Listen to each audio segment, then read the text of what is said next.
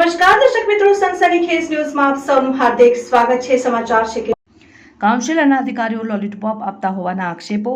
વડોદરા ખાતે પૂરની પરિસ્થિતિ બાદ વોર્ડ નંબર 16ની મુલાકાતે નીકળેલા શાસક પક્ષના નેતા, કાઉન્સિલર અને અધિકારીઓએ મુલાકાત લીધી બાદ કાઉન્સિલર સ્નેહલ પટેલે અધિકારીઓ લોલીપોપ આપતા હોવાના આક્ષેપો કરતા ખળભળાટ મચી ગયો।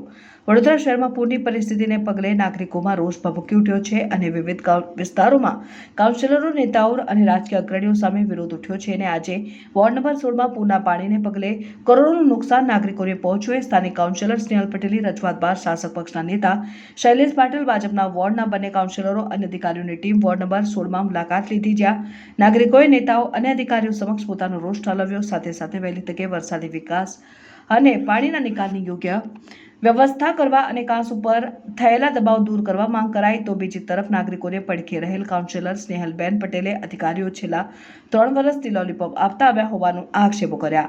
હજુ પણ આ કાંસની કામગીરીને અધિકારીઓની લોલીપોપ ચડાવી હતી। અધિકારીઓએ 2 પાર્ટમાં કાંસ બનાવવાની રજૂઆત કરતા એક જ વખતમાં સંપૂર્ણ કાંસનું કામ પૂર્ણ કરવા માંગ કરાઈ। અત્યારે હા, એમજીસીને આપણે આ તરફથી નોટિસ પણ અગાઉ આપેલી છે ને એ લોકોને મૌખિક બી જાણ કરેલી છે, પણ ત્યાંના જે સ્થાનિક રહીશો છે એ લોકો એમજીસીને કામગીરી સરકાર આપતા નથી ને એ કામગીરી થઈ નહીં શકતી એવું છે। શેના માટે રજૂઆત કરી રિપોર્ટ હોય પછી સંસ્કારને આપ્યો ના બોલશો તમે, અમે રજૂઆત કરી રિપોર્ટ હોય પછી લેખિતમાં આપ્યો છે, બાળુ શુક્લના પીએન આપ્યો છે, પછી સ્નેહલબેનને ખબર છે તે દિવસે આ વખતે કોઈને નહીં સૌ બતાવે કોઈ બોલશે જ ના તમે।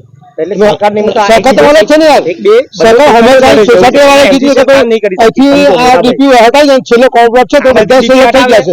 બોલો કીધું ને આપણે, હા ભાઈ કીધું કે નહીં કીધું? આ તો સરકાર નહીં આવે, કેવું સરકાર નહીં આવતા? બે સોસાયટી લડે છે ના કોઈ નહીં લેતું, મારા વડીલ કોઈ નહીં લેતું, હા કોઈ નહીં લેતું, બધા ના ના કોઈ નહીં બોલાવે। એમજીવીસી વાળા એમજીવીસી વાળા તેમને કીધું 2019 ની અંદર પણ આ પૂરે આપણા વિસ્તારની અંદર પાણી બતાવી દીધું હતું।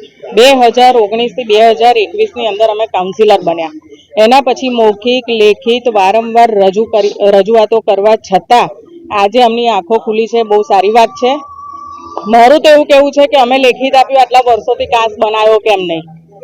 19 ની અંદર જ્યારે પાણી ભરાયા ત્યારે પણ ઢાઢરની અંદર જોડાણ આપવાનું હતું, એ જોડાણો ક્યાં ગયા?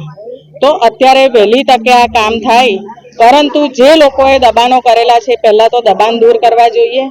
આવી લોલીપોપ આપતા હોય તો એ નહીં ચાલે। મારા નાગરિકોનો શું વાંક આટલા બધા પાણીમાં રહીને? તો વહેલી તકે દબાણો દૂર કરવા જોઈએ અને પછી વરસાદી લાઈનનું કામ કરવું જોઈએ, એવી મારી અપેક્ષા છે।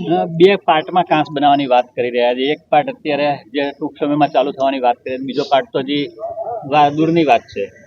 એટલે જ મેં પહેલા રજૂઆત કરી કે શ્યામલ રેસિડેન્સી હોય કે જલારામ નગર હોય, એ સાઈડના જે એટલે વિવિધ સોસાયટી બધી જ આવી ગઈ, એ સાઈડના જે પાણી છે અને આ સાઈડના જે પાણી છે બધાના કામ એક સાથે થવા જોઈએ, કોઈને અન્યાય આપવો નહીં અને સાથે કામ લાવે એવી મારી અપેક્ષા છે।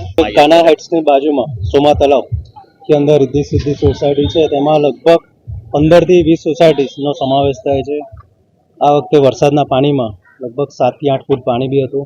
કોર્પોરેશન દ્વારા વરસાદી પાઇપનો બી આયોજન કરેલું છે, એ નકશા બી 800 મીટર જેટલી પાઇપલાઇન અમે આ વખતે આયોજન કરેલું છે। લગભગ 4-5 મહિનાની અંદર આ કામ ટેન્ડરિંગ થાય અને સ્ટેન્ડિંગ બાય ને પછી મંજૂર થઈને આ કામ અમે ચાલુ કરાવીશું, જેથી કરીને આવનારા સમયમાં વરસાદનું પાણી આ ભાગરૂપે આગળ જે ચેનલ છે એમાં ડાયવર્ટ થશે।